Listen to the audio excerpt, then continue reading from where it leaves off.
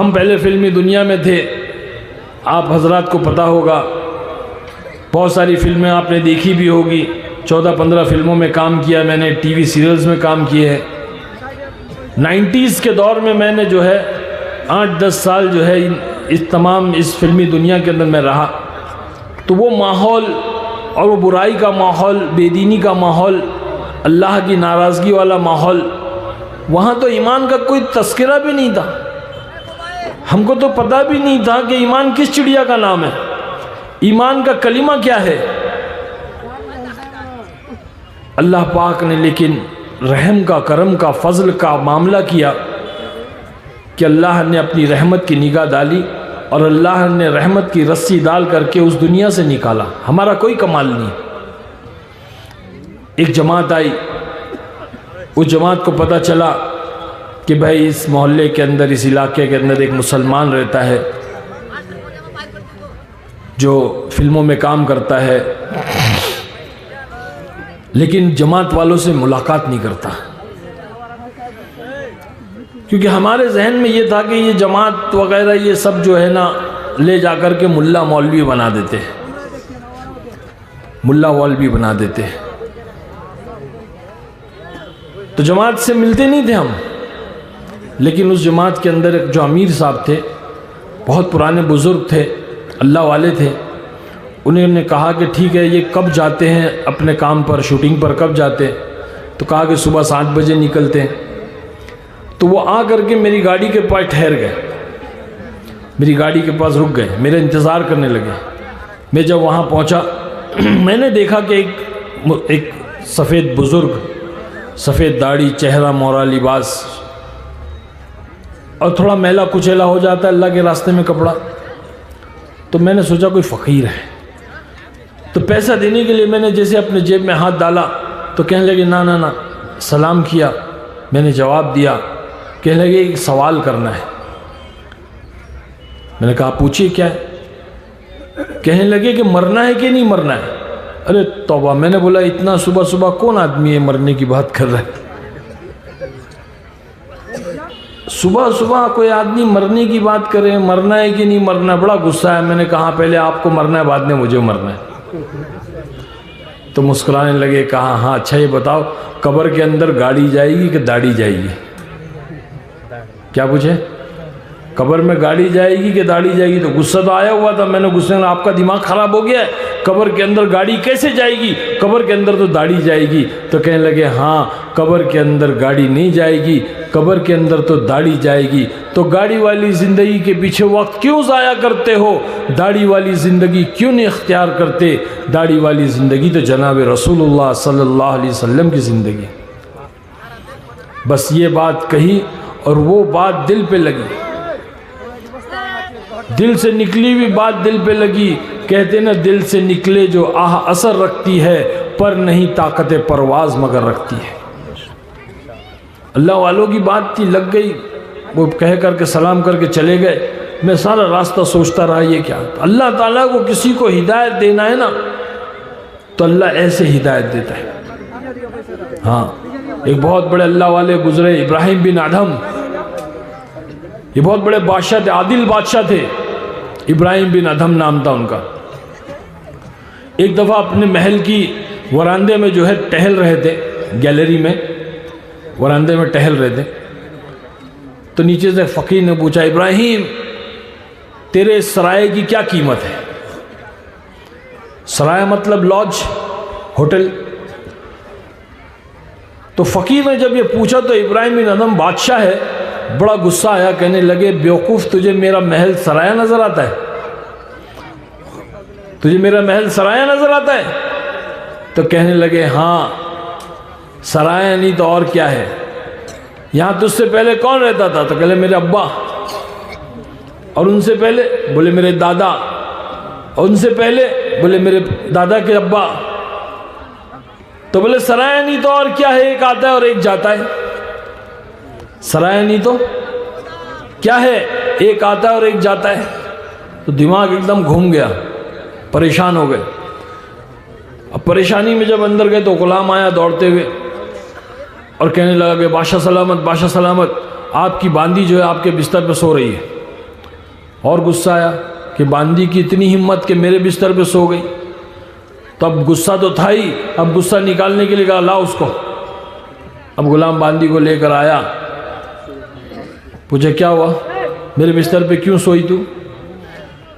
باش سلامت میں بستر صاف کر رہی تھی, بستر اتنا نرم تھا, میں ایسے لیٹی تو مجھے آنکھ لگ گئی. تو بادشاہ اس کو سزا دو, اس کو 10 کوڑے مارو. تو پہلا کوڑا مارے تو ہنسنے لگی ہی ہی ہی ہی ہی. دوسرا کوڑا مارے پھر ہنس رہی ہی ہی ہی ہی. تیسرا کوڑے مارے تو پھر ہنس رہی ہی ہی ہی ہی. بادشاہ کو اور غصہ آیا, کہنے لگا بیوقوف باندی کیوں ہنستی ہے, تجھے کوڑا مار رہے اور تو ہنستی ہے. تو کہنے لگی بادشاہ سلامت میں اس لیے ہنس رہی ہوں کہ 10 منٹ سوئی تو 10 کوڑے لگ رہے, جو زندگی بھر سوتا آیا اس کو کتنے کوڑے لگیں گے؟ جو زندگی بھر سوتا آیا اس کو کتنے کوڑے لگیں گے؟ اور دماغ خراب ہو گیا. اب گئے اپنے بیڈ روم میں, اب نیند نہیں آ رہی ہے, پریشان ہے. ایک تو فقیر نے ایسا بول دیا, پھر باندی نے ایسا بول دی. اچانک سے جو ہے چھت کے اوپر سے کچھ بھاگنے دوڑنے کی آواز آئی. تو پکارا اور کہنے لگے کون ہے؟ تو کہنے لگا کہ اونٹ والا. بولے اونٹ والا میری محل کی چھت پہ کیا کر رہا ہے؟ بولے اپنا اونٹ ڈھونڈ رہا ہوں. بولے بیوقوف تیرا اونٹ میری چھت پہ کیوں ڈھونڈ رہا ہے؟ میرا اونٹ گم گیا تو میں آپ کی چھت پہ ڈھونڈ رہا ہوں. تو بولے بیوقوف تیرا اونٹ میری چھت پہ نہیں ملے گا, جا کے جنگل میں بیابان میں صحرا میں ڈھونڈ, وہاں ملے گا تیرا اونٹ. تو کہنے لگا جس طرح سے میرا اونٹ آپ کی محل کی چھت پہ نہیں ملے گا نا, اسی طرح سے اللہ بھی محل میں نہیں ملے گا. بات سمجھ میں آ گئی کہ اللہ کی طرف سے اشارہ ہے. بس اپنا سارا جو ہے بادشاہت کا چولا اتارا اور جھولی لیا اور جو ہے چادر لپیٹ کر کے نکل گئے جنگل میں, ویران بیابان میں, اور بن گئے اللہ والے ابراہیم بن ادھم رحمۃ اللہ علیہ. بہت بڑے اللہ والے بن. اب یہاں پرجا, ان کے عمرہ وزراء, ان کے لوگ سب ڈھونڈ رہے بادشاہ کہاں گئے, کہاں چلے گئے. ڈھونڈتے ڈھونڈتے مہینوں گزر گئے, سال گزر گئے, بادشاہ نہیں ملے. اچانک ایک دن جو ہے بادشاہ ایک ندی کے کنارے بیٹھ کر کے اپنی گودڑی سی رہے تھے. کسی نے دیکھ کر کے پہچان لیا, بولے یہ تو بادشاہ ہے. جا کر کے کہا, لوگوں کو جمع کیا, سب کو بلایا, لوگ گئے. جا کر کے کہنے لگے بادشاہ سلامت چلیے, آپ کا تخت آپ کا انتظار کر رہا, آپ کی حکومت آپ کا انتظار کر رہی ہے, آپ کے لوگ آپ کا انتظار کر رہے ہیں, چلیے. کہنے لگے نا میں نہیں آؤں گا. بہت اصرار کیا, بہت منایا. تو بادشاہ سلامت نے کہا اچھا ایک شرط ہے میری. جو سوئی سے گودڑی سی رہے تھے وہ سوئی کو جو ہے انہوں نے پانی میں پھینک دیا اور کہنے لگے جاؤ یہ سوئی لے کر کے آؤ. اب لوگ جو ہے اندر اترے, بڑے بڑے سی عمر اور بڑے بڑے جو ہے غوطہ خور اندر گئے, سوئی کہاں ملتی, تھک گئے, واپس آئے. بادشاہ سلامت چھوڑ دیجئے اس بات کو, آپ چلیے, ہم آپ کے لیے بہت ساری سوئی لا دیں گے. کہا کہ نہ. حکم دیا مچھلیوں کو, اے پانی کی مچھلیوں مجھے میری سوئی لا کر کے دو. تو ساری مچھلیاں جو ہے اپنے منہ میں سونے کی سوئی لے کر کے آئی, سونے کی سوئی. تو بادشاہ سلامت نے کہا کہ نہ مجھے یہ نہیں چاہیے, مجھے میری سوئی چاہیے. تو ایک مچھلی اندر جاتی ہے اور ان کی سوئی لا کر کے دیتی ہے. وہ لیتے اور کہتے ہیں بتاؤ وہ حکومت اچھی ہے کہ یہ حکومت اچھی ہے؟ لوگ کہتے ہیں بادشاہ سلامت یہ حکومت اچھی ہے. تو میرے بزرگ دوستو کہنے کا مطلب یہ ہے کہ یہ بنے اللہ والے ابراہیم بن ادھم رحمۃ اللہ علیہ, جب اللہ کسی کو ہدایت دینا چاہتا ہے اور کسی کو اللہ چننا چاہتا ہے تو اللہ اس طرح سے اشارے دیتا ہے. تو مجھے بھی اشارہ ملا. انہوں نے کہا کہ قبر کے اندر گاڑی جائے گی کہ داڑھی جائے گی؟ میں نے کہا قبر میں گاڑی کیسے جائے گی, قبر میں تو داڑھی جائے گی. کہنے لگے ہاں قبر میں داڑھی جائے گی. تو گاڑی والی زندگی کے لیے وقت ضائع کیوں کرتے ہو, داڑھی والی زندگی کیوں نہیں اختیار کرتے؟ داڑھی والی زندگی تو حضرت محمد صلی اللہ علیہ وسلم کی زندگی.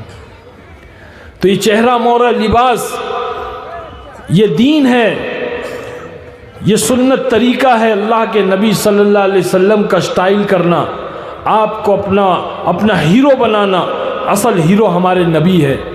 آج ہم نوجوان یہاں بیٹھے ہوئے ہم لوگوں نے اپنا ہیرو، اپنا آئیڈیل بنا لیا اپنے مسلمان بھائی جو آج اس شہرت کے مقام پہ ہے، جن کو اللہ نے کسی مصلیت کے تحت آج ایک مقام دیا ہے، آج ان کو دیکھ کر کے ہم نے ان کو اپنا آئیڈیل بنا لیا، اپنا نمونہ بنا لیا۔ ارے ہم نے جن کو اپنا نمونہ بنایا ہے، ہم یہ بھی تو دیکھیں کہ ان کا نمونہ کون ہے۔ ہم ان کو فالو کر رہے ہیں، ہم ان کے فیشن اور ان کے اسٹائل کو فالو کر رہے ہیں، ہم یہ بھی دیکھیں کہ وہ کن کے اسٹائل اور کن کے فیشن کو فالو کر رہے ہیں۔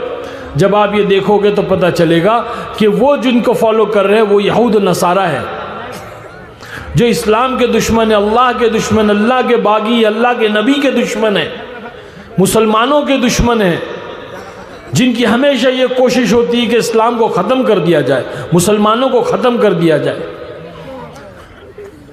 ان کو فالو کر رہے ہیں، کیونکہ میں نے میری فلم، پہلی فلم جو پھول اور کانٹے تھی، اس میں جو میں نے اسٹائل کیا تھا، راکی کا جو اسٹائل میں نے کیا تھا، جو پونی ٹیل اور جیکٹ اور بیٹلز ویٹلز، وہ فورن کا، بالی ووڈ کا، ہالی ووڈ کا ایک سٹار تھا، اس کا میں نے کاپی کیا تھا۔